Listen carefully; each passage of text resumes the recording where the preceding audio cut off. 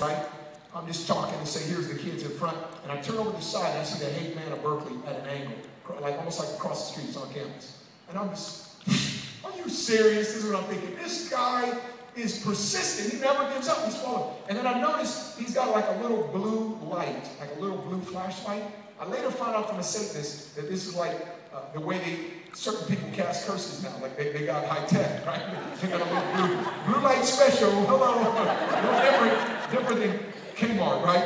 And he's flashing this thing on me. And I literally talked to the dude that came out of Satanism and told me that, right? And I turn at him and I see him doing it. And all of a sudden, I'm not exaggerating, it's as if someone came behind me and took a mallet and hit me on the top of my head. I collapsed on my knees on the cement asphalt. So here I am, right? I'm talking to a group of people. We're seeing the girls on the guys. And all of a sudden, I look over and I see him and I go, bam! And I grab my head like this. And I'm not exaggerating. I felt like I was having an aneurysm, like a blood vessel was bursting in my brain. I was in the most excruciating pain. I felt like it was starting to get dark. I don't know if you remember that movie, Bugs Life. Don't go near the light. You know, kind of like, we don't want to lose you. You know, like we're going to die if we go right near it. It was like a bug zapper. Never mind, forget that.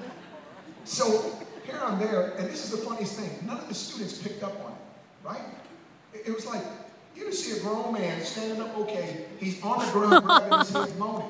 Like, what are you thinking? Like, I think someone thought, oh man, Brother Sean is spiritual, man. Brother's getting a burden for our campus. This is crying out. Utterance is too deep for words and groanings in the spirit. Bless that, brother. Like, no, man, I'm dying over it. My son clues in. My son said, Dad, what's the matter?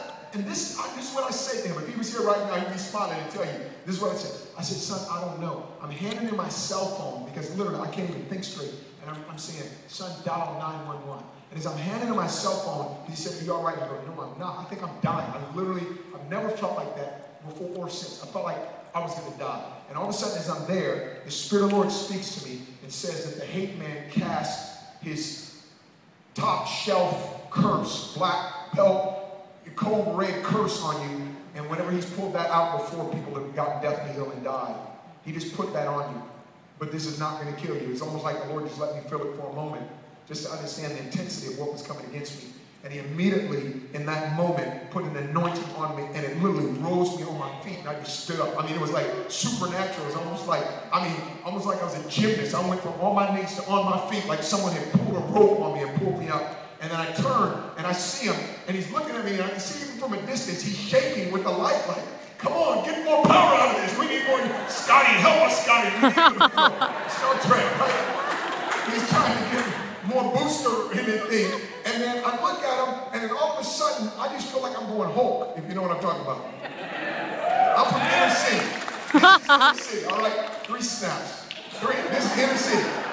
He cast the curse on you. I'm about to cast the devil on him. So I just started walking towards him. He started taking off running. I think he turned into a bat and flew off, to be honest with you, right? He's like, oh man, whatever this guy got is serious. I put the blue light special on him. He just jumped up and came at me. I say that to say this. From that point on, he began to become more of a reclusive guy, and he would not come outside on the campus from that point on. It was like he was humiliated and embarrassed, and it caused him to back off of campus. And I can't even tell you the last time I seen him, whereas in that era, everyone saw him, and he had his own campus group. He's gone now. For all time, I pray that he would get saved. They did an article on him, kind of like, where is he at?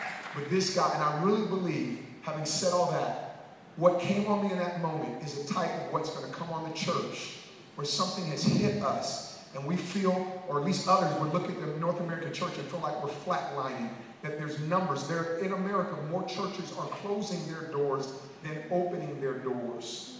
They're saying that other cults, in terms of their conversion rate, and I'd like to have proof on that personally, but they say other cults are growing quicker. Not true in the nations of the world. Christianity is the fastest. Obviously, we're not a cult, but it's outgrowing any other world religion. And I shouldn't even say other. We're not a world religion.